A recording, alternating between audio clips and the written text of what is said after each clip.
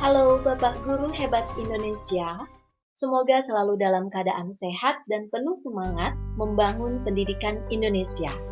Perkenalkan, saya Justina Jaziro, calon guru penggerak Angkatan 7 Kabupaten Garut dari SMA Negeri 16 Garut.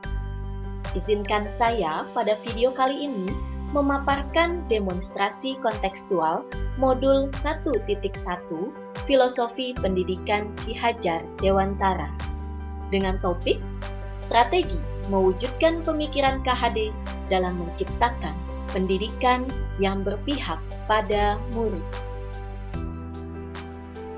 Ki Hajar Dewantara mengibaratkan pendidikan adalah tempat persemaian benih-benih kebudayaan dalam masyarakat. KHD memiliki keyakinan bahwa untuk menciptakan manusia Indonesia yang beradab, maka pendidikan menjadi salah satu kunci utama mencapainya. Pendidikan dapat menjadi ruang berlatih dan bertumbuhnya nilai-nilai kemanusiaan yang dapat diteruskan atau diwariskan. Hal ini mengumpamakan pendidikan seperti energi, di mana hukum kekekalan energi menyatakan bahwa energi tidak dapat diciptakan atau dimusnahkan, melainkan energi hanya dapat diubah bentuk ke bentuk energi lainnya. Contohnya, pada gambar berikut, energi radiasi matahari yang berbentuk energi cahaya diubah menjadi energi potensial dan energi kimiawi yang disimpan dalam molekul karbohidrat dan bahan makanan lainnya. Energi ini kemudian dimanfaatkan oleh tumbuhan untuk beraktivitas, tumbuh dan berkembang, dan juga dimanfaatkan oleh makhluk hidup lain yang mengkonsumsi tumbuhan tersebut. Nah, disinilah saya mengumpamakan pendidikan seperti halnya proses transfer energi, di mana pendidik dapat memberikan energi yang baik kepada muridnya sehingga mereka dapat bertumbuh dan berkembang.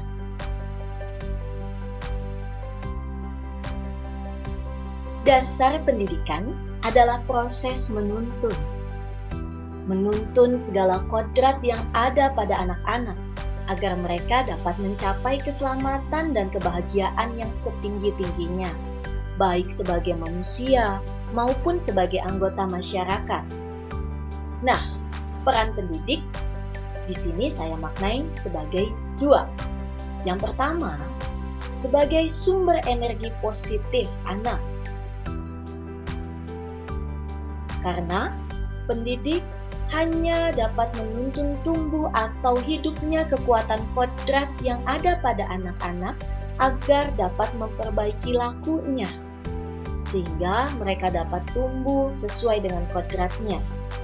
Jika energi yang ditransfer oleh pendidik positif, maka yang diterima anak-anak pun positif. Sama halnya Pak Tani yang merawat tanaman, baik atau tidaknya tergantung tangan atau perlakuan petani tersebut. Baik atau tidaknya perubahan laku murid tergantung bagaimana pendidik mentransferkan energinya. Peran kedua, pendidik sebagai pamong. Dalam proses menuntun, anak diberikan kebebasan, namun pendidik sebagai pamong memberikan tuntunan dan arahan agar anak tidak sampai kehilangan arah, bahkan membahayakan dirinya. Seorang pamong dapat memberikan tuntunan agar anak dapat menemukan sendiri kemerdekaannya dalam belajar. Seperti saat kita mempunyai sumber energi dari panel surya pada gambar berikut.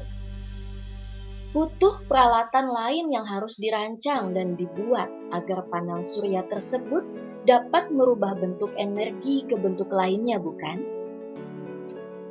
Dan harapannya tidak akan terjadi hubung singkat ataupun drop voltage jika perancang peralatan tersebut telah mendesain dan membuat dengan baik dan benar. Oleh karena itu, selain menuntun, Pendidik juga harus dapat mengarahkan kepada hal yang baik dan tidak membahayakan muridnya.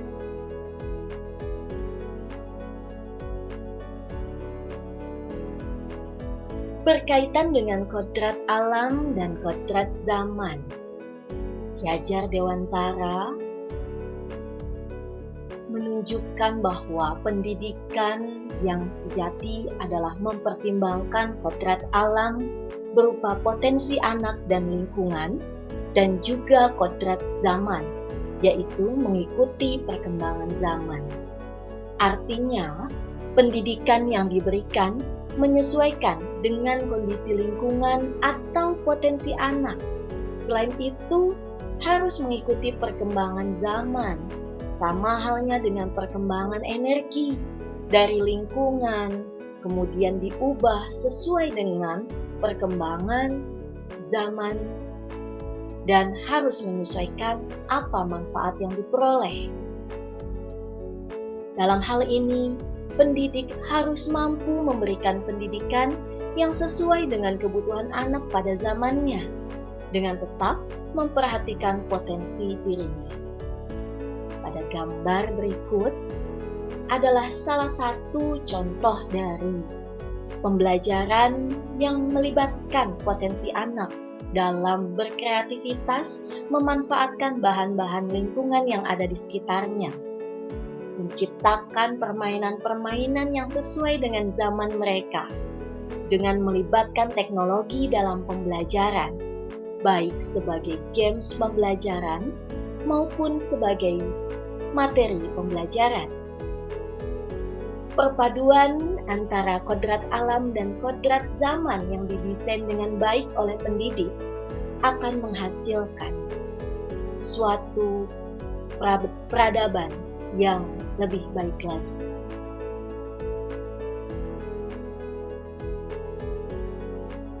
Selain itu, tidak kalah pentingnya adalah pembentukan budi pekerti. Budi pekerti atau watak atau karakter merupakan perpaduan antara gerak, pikiran, perasaan, dan kehendak atau kemauan, sehingga menimbulkan tenaga. Budi pekerti juga dapat diartikan sebagai perpaduan antara cipta, kognitif, karsa, afektif, sehingga menciptakan suatu karya psikomotor. Hal ini tentunya sudah tidak asing lagi bagi pendidik mengenal 3 istilah ini ya, kognitif, afektif, dan psikomotor. Lalu bagaimana melibatkan ketiga aspek ini dalam pembentukan budi pekerti? Ya, tentunya melalui pembiasaan. Pembiasaan-pembiasaan yang dilakukan di sekolah. Di SMA Negeri 16 Garut, beberapa kegiatan pembiasaan yang sering dilakukan di antaranya adalah upacara bendera yang dilakukan setiap hari Senin dan setiap peringatan Hari Besar Nasional. Hal ini dilakukan untuk menguatkan rasa cinta tanah air murid kepada bangsa Indonesia. Kegiatan yang kedua adalah Kulutum Jumat pagi, di mana sebelum menjelang KBM di hari Jumat, anak-anak sudah mulai berkumpul di lapangan untuk mendengarkan ceramah atau kulutum yang disampaikan oleh temannya. Sehingga selain melatih kecakapan siswa dalam menyampaikan atau presentasi di depan umum, hal ini juga dapat meningkatkan kerohanian siswa. Selain itu, ada juga kegiatan Kamis berbagi. Tidak hanya siswa, tetapi di sini guru-guru juga melakukan donasi atau sumbangan di setiap hari Kamis untuk setiap kegiatan duka ataupun bencana. Selain itu, juga ada agenda Pembentukan karakter yang dilakukan melalui kepramukaan wajib setiap hari Jumat setelah pulang sekolah.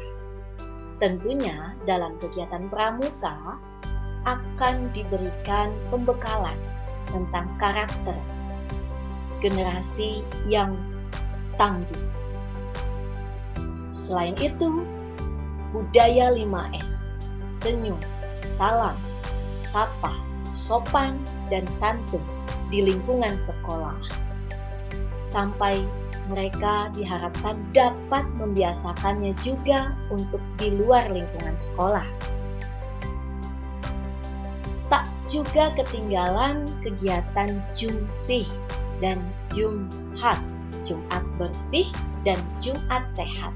Secara berseling, setiap seminggu sekali atau sebulan sekali kita melakukan senam bersama. Sehingga di dalam badan yang sehat juga terdapat jiwa yang kuat. Selain kegiatan rutin yang dilakukan di sekolah, juga banyak pembiasaan-pembiasaan yang dilakukan dalam event-event tertentu, seperti pada peringatan Sumpah Pemuda kemarin. Kita melakukan parade budaya pakaian adat Nusantara. Hal ini dilakukan untuk mengenalkan budaya bangsa dan meningkatkan rasa cinta tanah air.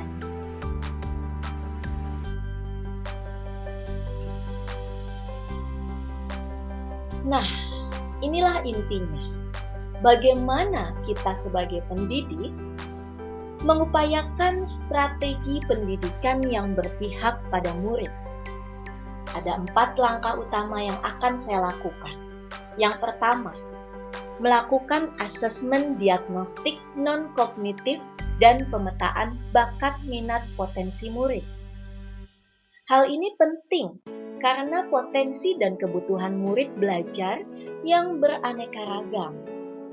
Hasil asesmen ini akan dapat digunakan sebagai acuan untuk menentukan strategi pembelajaran yang akan dilakukan. Langkah berikutnya setelah asesmen adalah menggali ide kreatif dan inovatif dari berbagai sumber. Pendidik harus aktif mencari pengetahuan dan pengalaman belajar untuk meningkatkan keprofesionalitasan dirinya, baik dalam kegiatan MGMP maupun pelatihan lainnya, secara daring maupun luring. Yang ketiga, mendesain dan menjalankan pembelajaran yang berpihak pada murid. Semakin banyak pengalaman dan pengetahuan yang diperoleh pendidik, maka semakin kaya desain dan proses pembelajaran yang dapat dilakukan oleh pendidik di kelas, tentunya yang berpihak pada murid. Pembelajaran yang berpihak pada murid salah satunya memberikan kebebasan murid dalam menentukan gaya belajarnya, baik audio, visual, maupun kinestetis. Mereka diberikan kebebasan membangun sendiri pengetahuannya dan secara aktif terlibat dalam kegiatan pembelajaran, sehingga mereka memahami makna belajar sepanjang hayat. Dan yang tidak kalah pentingnya adalah langkah keempat, melakukan evaluasi dan refleksi. Hal ini sangat penting untuk mengetahui kekuatan dan kelemahan dari pembelajaran yang dilakukan. Jangan menjadi guru yang sombong karena merasa lebih dari yang dilakukan. Baiklah, sekian video demonstrasi kontekstual modul 1.1. Saya ucapkan terima kasih Ki Hajar Dewantara. Filosofi pendidikanmu menuntun kami menjadi pendidik sejati. Dengan semboyanmu, ing ngarso sung tulodo, ing madyo mangun karso, tutwuri handayan. Salam guru penggerak.